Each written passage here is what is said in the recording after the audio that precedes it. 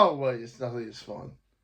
Hello, everyone. Welcome to another Friday the 13th review. Yes, and this time we are doing part 2. Ah!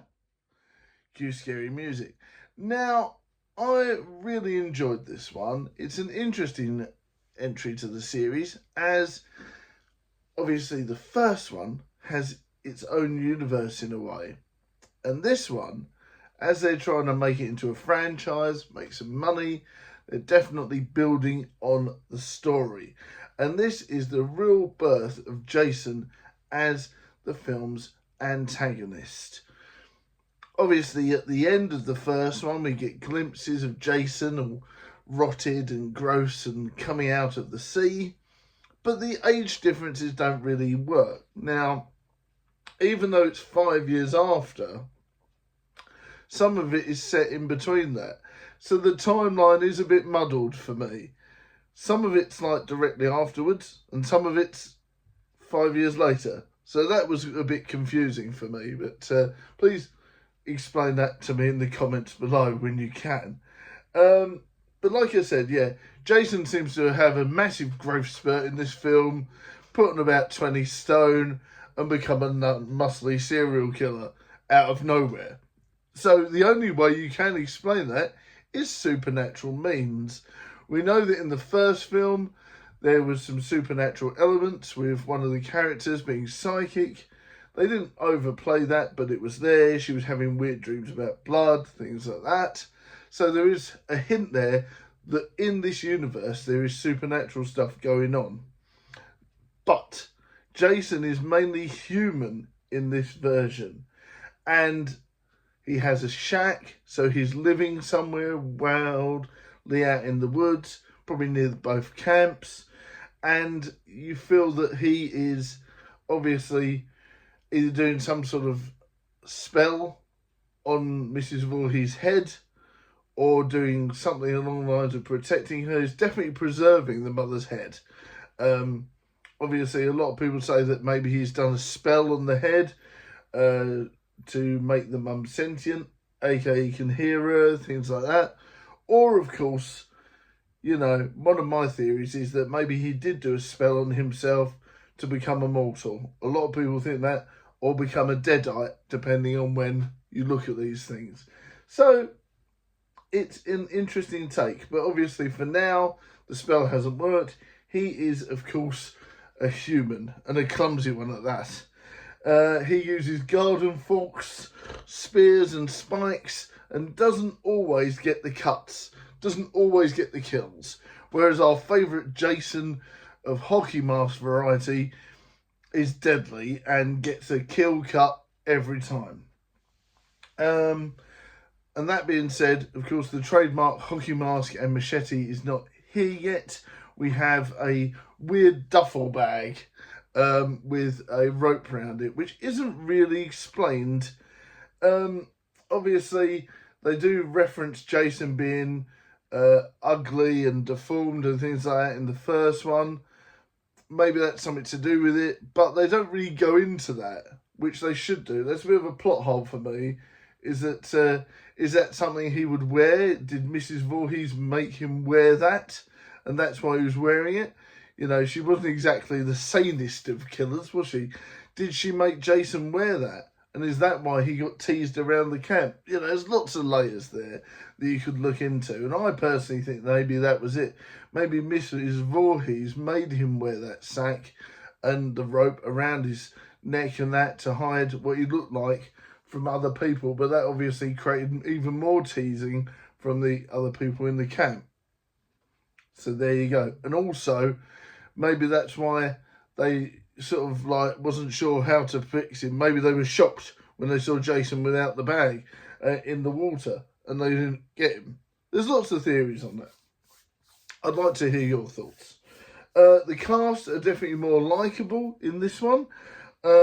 This time around, they've got a bit more personality. They go to bars.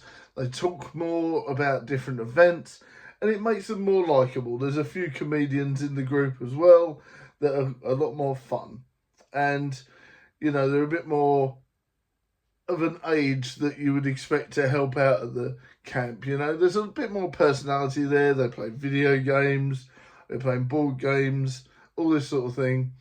Yes, there was the Monopoly in the first one, but this one was a bit more, you know, personal, a bit more person-centred, and they had a bit more, you know, go at them, I suppose.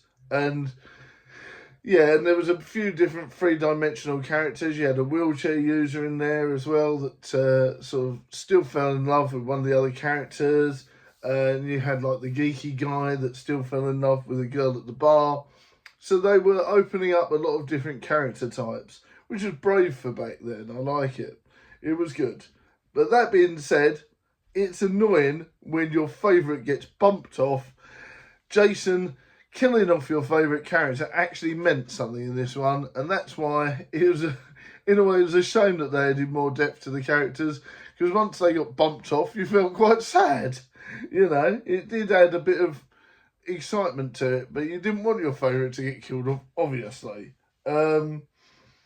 In this one, there is 9 to 10 deaths, which is an interesting one. And in the first one, there's 10 to 11 deaths. But it just shows you how the amount of kills can still, you know, it doesn't really matter in a way, because you felt them more personally in this one. And it is a shame because your favourites died off and things like that. And yeah, it weighted more on you when the characters actually mean something. So for me, it doesn't, you know, it didn't matter that there was less kills. The one thing I do miss about the first one was in the first one, there was a mystery to it. You didn't know it was Mrs. Voorhees in the first film. It was a murder mystery style thing. It could have been any of them. You know, as long as they were still alive, they could still be the killer. And that's what I love about the first one, is that there is that element of murder mystery to it, which I enjoyed. And that is missing in this one, but you do get the whole sort of serial killer slasher action, but with a little sprinkle of Texas Chainsaw Massacre backwards, you know, mad person in the shack. So it is interesting. So they do add that sort of Texas Chainsaw bit to it, grumpy, grimy, and, you know, what the hell has Jason been doing? Eating ferrets all that whole time. So there is that to it. But yeah, I really enjoyed this one. It has a bit more depth to it, but the times are a bit weird, and it is a shame that they bumped off the final girl from the first one, as I feel that, unfortunately, with these franchises, and especially with the Friday the 13th franchise, they do bump off the final girl from the previous film each time. And that does limit the storyline a little bit. I wish that they'd thought about it a while back and thought, well, if we're going to build a franchise, we need a group of people that are going to survive, surely. So this is where it annoyed me in this one, is that they bumped off the final girl from the first film. And it is a trend in this Friday the 13th universe, which is a shame because eventually they run out of story as they go forward. But that's for another review. But yeah, I really enjoyed this one. Great cast, varied people, and it showed a bit more personality, so you actually get upset when people get killed. But minus the murder mystery aspect, it is a shame. But I'm still going to give it a good old 8 out of 10. Good old classic slasher action. Let me know your thoughts in the comments. And do you know any trivia about this one? You could tell us in the comments. Thank you very much for watching, guys. Look after yourselves. Keep safe. Keep well. Much love. And I'll see you in the next vlog, video stream, movie or short.